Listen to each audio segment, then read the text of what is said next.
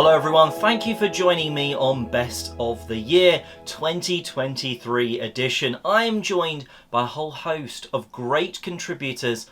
Some you'll see on the normal monthly show, and some are some special guests just for this yearly edition. So without further ado, let's see what some creators have been saying was their favourite game from 2023. And just note, it doesn't actually have to be a 2023 release to be on this list. Hey everybody, I'm Evan. I'm Missy. And I'm Grace. And here we are with our best picks for the year of 2023. I think we played 204 different games this year. At least I did, and most of them were obviously with you guys. So yeah, that was a lot to choose from for this year. But we narrowed it down to some games and experiences, and here we go. My pick for best of the year is going to be this one right here, Ostia, which is a Euro game where you're building buildings, collecting goods, shipping them off, but everything about this game is gorgeous and satisfying because you have a player board here that uses a Mancala mechanism to move your ships around, and then you do that to get the goods, then you build the buildings around the side in that harbor, and then you ship them off to distant lands, and it's a whole heck of a lot of fun. We played it a few times this year, and we even got to show it to the Beer City Board Games, our friends over there, and they had a good time with it too. I know there is a new reprint and Kickstarter coming up soon, in sometime in 2024. So, because it's been hard to get a hold of, and I know there has been a lot of people talking about it. There may even be an American or other publisher picking it up, so it may become more available this year, but I don't know 100% about that. But anyway, the game is great. It's a Uchiba production, so everything is gorgeous. And yeah, I'm just going to go ahead and pick that as my best of the year. All right. I went with best experience of 2023. And in the spring, we got a wedding invitation that was designed by the Micho. And when you are invited to the designer's wedding of John Gilmore and Tara Long, you have to go. But Evan unfortunately couldn't. So I went just by myself. And they had a board game convention as their wedding. It was fantastic. I made a lot of new friends. We played a bunch of games. Shout out to Karen Hula for making me do tournaments of games I have never played before and did absolutely terrible on. But also one of the really cool things is the Wedding Favor was a game designed by John, Tara, and their friend Dave Gordon. And it is called Werfel Wedding. It is a little dice game with dice in John and Tara's favorite colors, purple and orange. And it's just a cute little thing. And I love that they gave these out as the gifts for coming and celebrating with them. Yeah, how cool is that? All right. Hey, Grayson, what do you have? So my pick is going to be the stream that me and my dad did together, where we played some goofy old games. And so one of the highlights was the Yogi Bear game. Yeah, Yogi Bear. This game is so awful and so broken that it's just funny. Basically, the concept is Yogi Bear has got to go to like his friend's house or whatever. I forgot, but basically, like, you would move across the board, but, like, and then, like, some spots were, like, obstacles where, like, it would be bad if you walked on them, and then, like, the little bear, or whatever his name is. Boo Boo. Yeah, Boo Boo would have to go, like, help Yogi Bear. But you could choose either one of them to move on your turn. Meaning, if you rolled the wrong if you spun the wrong number, you would just move Boo Boo instead of Yogi Bear to get across to the finish line. It was so dumb that it's completely broken. Yeah, it's horrible, right? It is. We set up a live stream where we're just going to play some old silly games, right? And we punched that one live and read the rules live and learned how to play it and slowly realized that it's literally a broken game. Like, I'm imagining, like, who designed the game and then sent it to play testers and everyone there thought it was okay and nothing was wrong. In the 60s or 70s or whatever, nobody cared. There's a game that they can sell to little kids, right? So yeah, I guess guess that about wraps up our 2023. Thanks for having us on this show, and have a good new year, and we'll see you next time. Bye, everybody. Bye. Hey, Finn, what was your best board game of 2023? Raccoon Tycoon? That's cool. Anything else you want to say about it? Not really. It's just fun. Hi, it's Barb, MeeplePhD, and the favorite game that I played for all of 2023 is not a brand new 2023 game, but fairly recent, and that is Clank Catacombs. Now, Clank as a system is among my favorite games. This is a deck building game where you are using the cards in your hand in order to traverse a dungeon, vanquishing monsters that are in the tunnels, looking for treasure, and ultimately finding an artifact. Now, what Clank Catacombs adds to the game, in addition to a couple of new things like prisoners and lockpicks, it doesn't have a static board. You are building out the board as you go. And so when you move off of a tile, you draw a new one and place it down, and you never quite know what you're going to get. It may have some surprises that you were not ready for, like ghosts, which now give you more damage when the dragon attacks, or potential damage when the dragon attacks. And what I love about this is that this gives you that real feeling of a dungeon crawl where you can't sit there at the beginning of the game and plan ahead of what your route's going to be, how much movement you think you need versus how many swords you think you need versus, can I add some cards that give me clank, because clank is noise in this game, and when you do a dragon attack, all your clank goes into a bag and gets pulled out, and if yours gets pulled out, it's damage to you and it can kill you dead. So you kind of want to balance how much clank you're getting, but some of those cards that give you clank are really good. And so if you know kind of the path you're taking to your artifacts and coming back, you're maybe going to risk a little more clank than you might if you don't know your path, which in this one you don't know. You don't know when those artifacts are going to come out. You don't know what order they're going to come out in. You don't know how far into the dungeon you're going to have to go, or how easy it's going to be to get out once you get to that prized artifact that you've been looking for.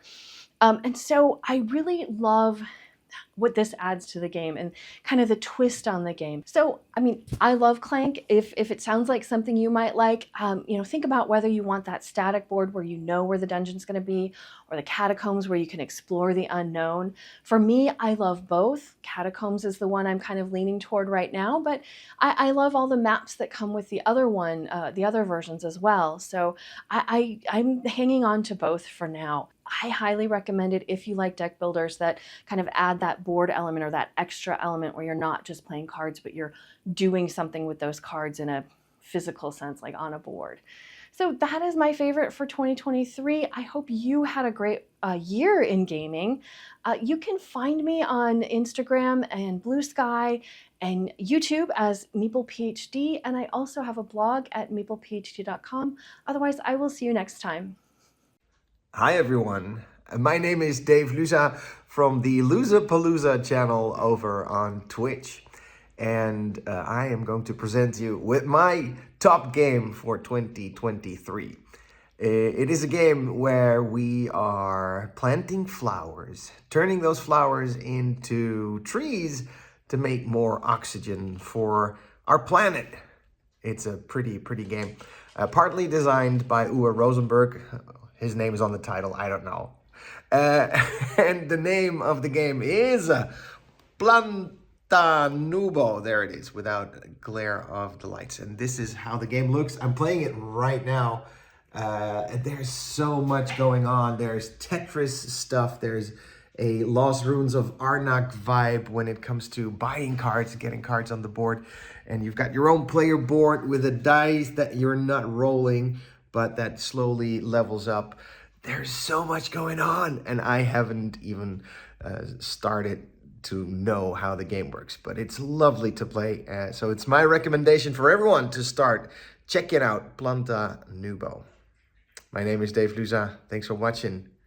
Back to Oliver or someone else?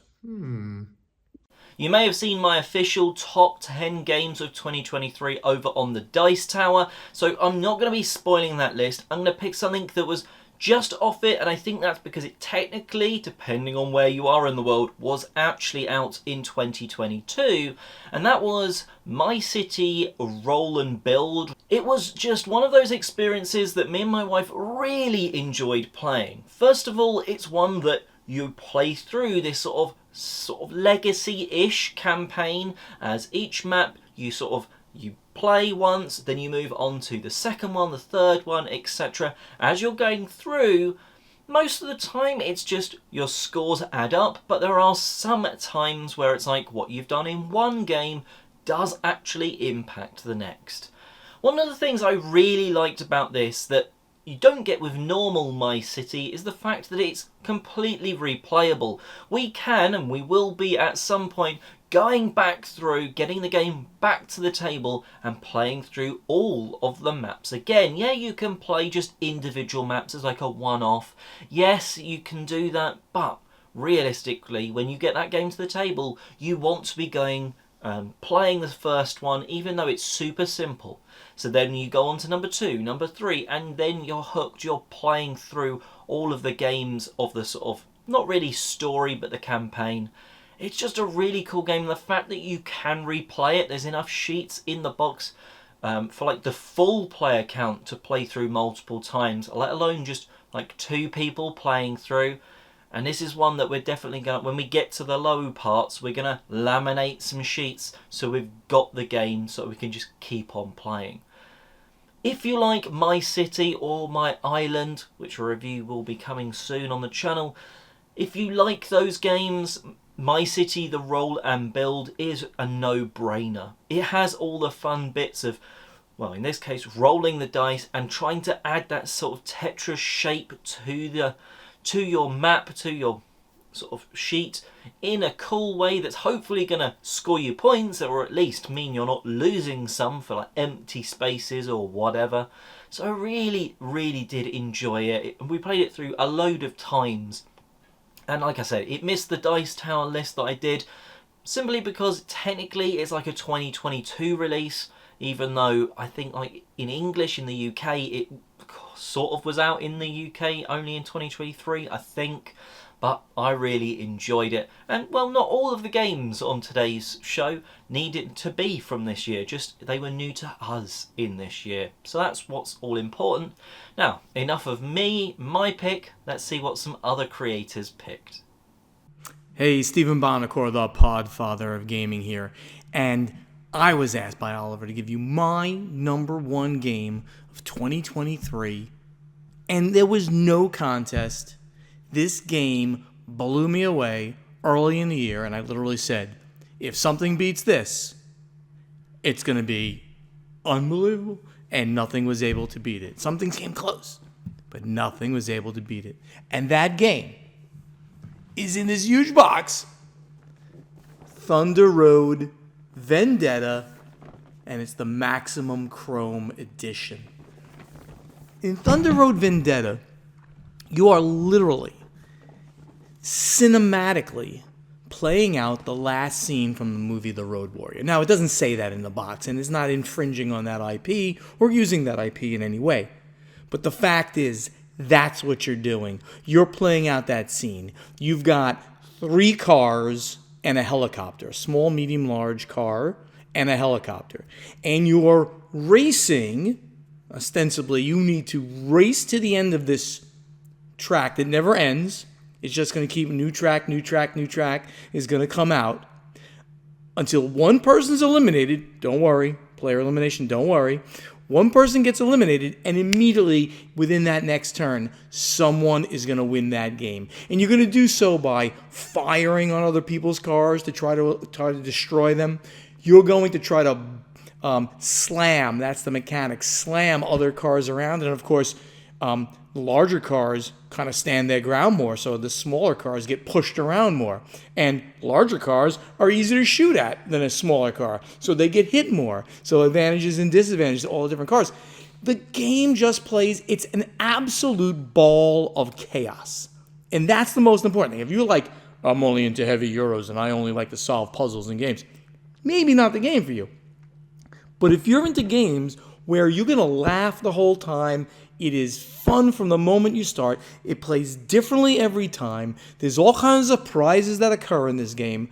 I was blown away on the first play, and I get blown away every time I play Thunder Road Vendetta.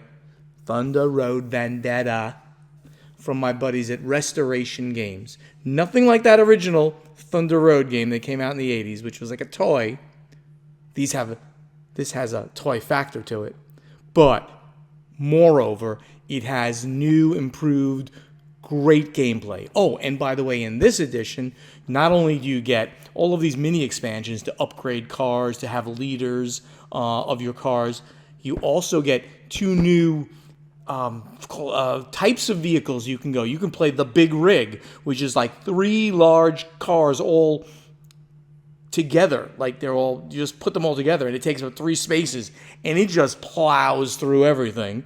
Or you can play, they call it the Final 5. The Final 5 are 5 motorcycles that just appear out of nowhere. That's how it worked in the movie. And they're like drifting past all the cars. Again, number 1 game of the year for 2023, Thunder Road Vendetta. If you haven't played this game yet, you gotta check it out.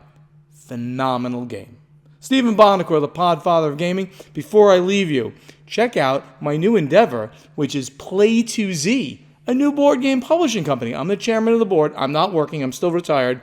It's being run by Zev Schlosinger, formerly Z-Man Game, formerly WizKids. You're going to see some great stuff coming out from Play2Z, starting on Kickstarter with Ascending Empires reprint coming to Kickstarter in February. And finally, also check out the World Series of Board Gaming. I'm on the board of directors there. WSBGVegas.com, the best event you'll go to all year in gaming. Take it easy. Stephen Bonacore, the Podfather of Gaming. Hi, this is Ambi from BoardGameBlitz, and my best of 2023 was not a new game or a new to me game, but it was Mahjong. So Mahjong is actually an old game that I played a lot as a kid, but I never really played by the rules. Mahjong is a tile game. It's kind of like a card game, a rummy-based game. So you're gathering sets of tiles and trying to get a bunch of sets to go out or like win the hand. But I never played with scoring as a kid. I played with my grandma, and we would just play like going out and not counting points or anything. But earlier this year, one of my friends brought a Mahjong set over, and we played a game, and he taught us his scoring rules, which there's a lot of different scoring variants. People play by a lot of different rules. There's like house rules and stuff. And there's 3 main types of Mahjong. There's the Hong Kong Mahjong rules, there's the Japanese Mahjong, which is called Riichi Mahjong, and then there's American Mahjong. So I used to play Hong Kong Mahjong growing up, and so did our friend, and somebody taught us like some scoring. And that was a lot of fun because scoring makes it very different. You can't just go out with any hand. You have to think about what you're doing, and then also if you discard a card that lets someone else win, then you lose those points and have to give it to them. So that changes everything. Then after that, we decided to get into Mahjong more, and we looked at Riichi Mahjong, the Japanese style, and that one seemed more strategic because you keep track of everyone's discards. You have them face up like in front of that person, and there's more rules about what you can win on, and you can't win on like something that you've discarded previously, so it's more defensive. You're like looking at what everyone discarded and trying not to discard something that will give someone else the win. So we decided as a group to get into Riichi Mahjong, and it was really cool because this is a lifestyle game. Mahjong is a lifestyle game, something you can play all the time. And we had a group of 4 people who wanted to get into it, and all of us were not good at it, so we're getting into it together, which is, I think, the best way to get into a lifestyle game, because you don't want to be like someone who's new playing with someone who's an expert, because then it's like the difference makes it not as fun for either of them. So I've had a lot of fun just discovering and getting more into Mahjong with my friends. We also have been playing online using an app called Mahjong Soul. And so like just learning Mahjong together, playing online. Also, we're watching an anime that is using Mahjong because now we understand what's happening in the anime. Like just everything. Like it's become so much part of our lives outside of just playing the game. And that's why it's like my best experience game. My game experience of 2023 is more than just a game. It's Mahjong, the whole experience of Mahjong and getting into it. So that's my best game of 2023. Mahjong and Riichi Mahjong.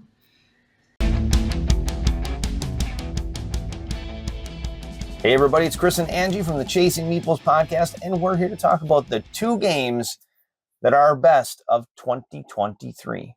Angie, why don't you go ahead and kick this off? You heard me talk about it before. It is Nova Roma by Stan Kordonski. This game takes place. Emperor Constantine is rebuilding, or he is building a new Rome. The heart of this game is the forum area, which is a grid in the center of the board, and it is responsible for all the other actions that take place. You're going to choose your action by placing your patrician, your worker, on one of the areas of the board. Now, this board is so replayable because these tokens around the board, your actions, they're going to change from game to game. And when you place one of your patricians on the board, you're going to take the vertical and the horizontal action. So you're going to get 2 actions on each turn. But that's not all. As the game progresses, you're going to put more of your patricians on the board, and the emperor is there himself. So if you're in the same row or column, you're going to multiply actions. Either you get more actions or they're even stronger. That's not just all there is to this game. There's also a mosaic board that's off to the side. These have tiles that, once again, they're going to change up from game to game. And this board is an achievement board. So as you've made an achievement through the game, maybe it's getting 3 ships or buildings, you're going to mark that with these little achievement tokens. At the end of the game, you're going to score them vertically and horizontally. So it's really important that you check out that board to see what's going to score you points, because it's going to be different from player to player. And when you see, hey, I need to go down that hippodrome track to get those points, you need to do it, whether or not you really want to. Because the name of the game is to beat your opponent. And that's Nova Roma. That is Nova Roma, and I haven't won that game yet. He doesn't go down the hippodrome. Well, listen to the podcast. You'll know all about that. My pick for this year is the game Resurgence. Resurgence is a post-apocalyptic Euro game taking place in Moscow, and it is a worker placement game. You've got a bag, and in that bag, you've got your workers. And what you're going to do is you're going to pull your workers out of that bag, and based on the workers you pull, that's the areas of the map of the city that you can go to. And sometimes you get some workers that are beneficial, and sometimes you just gotta think a little bit harder to try to accomplish the goals that you want to get. Throughout the game, you can recruit more workers. You can build your shelter, your stronghold, if you want to call it your home base, and it's just great. It's easy to learn. Yes. It's easy to learn. You get the game, open it up, take it out of the shrink. Within probably 20 minutes, you'll be playing that game and having an awesome time. Those were our 2 picks of 2023. Mr. Stan Kordonsky, thank you so much for creating 2 games that Angie and I really love. You guys should check it out if you have a chance. These are definitely buyers. In my opinion, these aren't even like try it before you buy it things. You see it, you pick it up, and you will just love it. Thanks for watching, everybody. And keep chasing those meeples. Bye. Happy New Year! I'm Josh from the YouTube channel Joshyaks, where I talk about board games, books, and other things that interest me, but not very many other people. When I look back at 2023, I played 219 plays of 80 unique games. Of all of those games, only 2 were actual 2023 releases. Fortunately, both were amazing games. We had Wild Tiled West, which I rate 8 out of 10, and Sky Team, which I rate 8.5 out of 10. However, those were not the highest rated games I played in 2023. That honor goes to my #1 game of all time, Gloomhaven, which I rate 10 out of 10, and which I attempted to play on Steam. However, my computer, which is a 2012 Microsoft Surface Pro 1, just really couldn't handle the game very well, so there was at least an attempt to play my favorite game this year. However, Gloomhaven is not a new-to-me game. The very best new-to-me game that I played in 2023 was Clank Catacombs, a game that I rate 9.5 out of 10. However, this is not a game that I own. It's actually a game that my primary gaming friend owns. So my best new purchase of 2023 is a tie. We have Isle of Skye Big Box, which I rate 9 out of 10, and we have K2 Lotzi, which I also rate 9 out of 10. However, Both of those I would call standalone expansions of existing games. So these are not necessarily brand new games in the gaming world.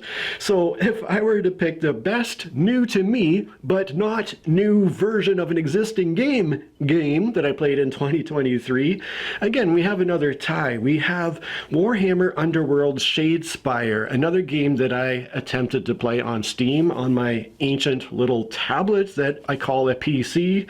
It did not go very well, but I rate the game 8.5 as an initial impression. I do have the physical version of Warhammer Underworld's Night Vault. I have the base game and 6 of the factions that I'm very, very slowly painting up, and that I'm very, very eager to actually try the physical game on the table at one point. But the other best new to me game that isn't a version of an existing game was Sky Team again, which I rate 8.5 out of 10. So of all of that, I would say that my hit of 2023 was probably Sky Team. It'll be interesting to see how it holds up in 2024 as I play through the increasingly difficult modules that are included in the base game. I don't know whether the increased difficulty is going to just be more reliant on luck of die rolls or whether it's going to present interesting problems for the players. That remains to be seen, but I am very impressed with the release of Sky Team in this past year, and I hope that you will leave a comment and let us all know what your best of the year was, and I'll catch you on the next one. Cheers.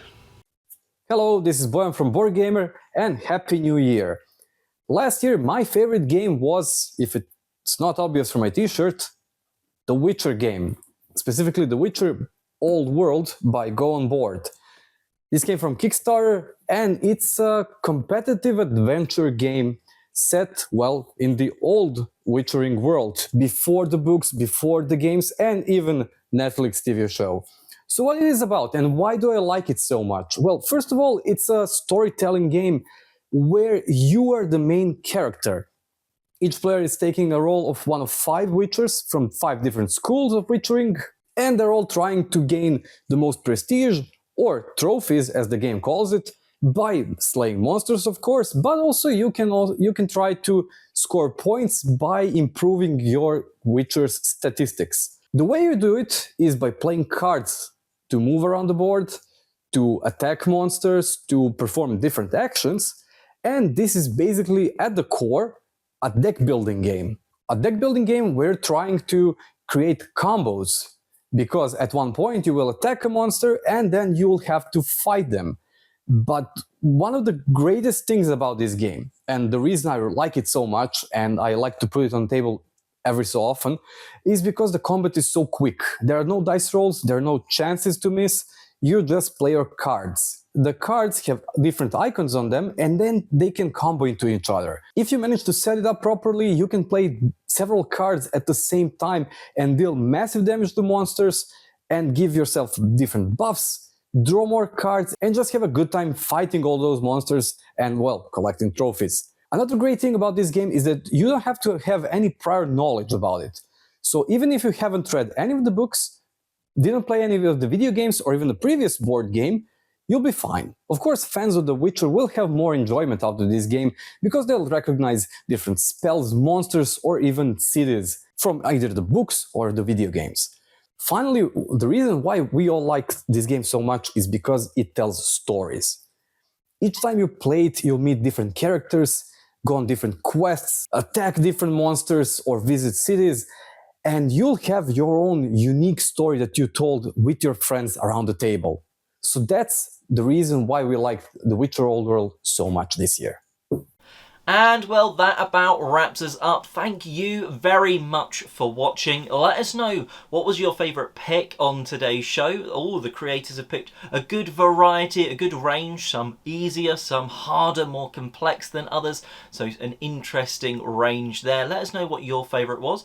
And while you're going down to leave a comment, check the description box because there'll be a link to all of the creators involved sort of next to their timestamps. So you can go and check them out and hopefully find a new creator that you'd not heard of or whatever. Go and subscribe to them and make their 2024.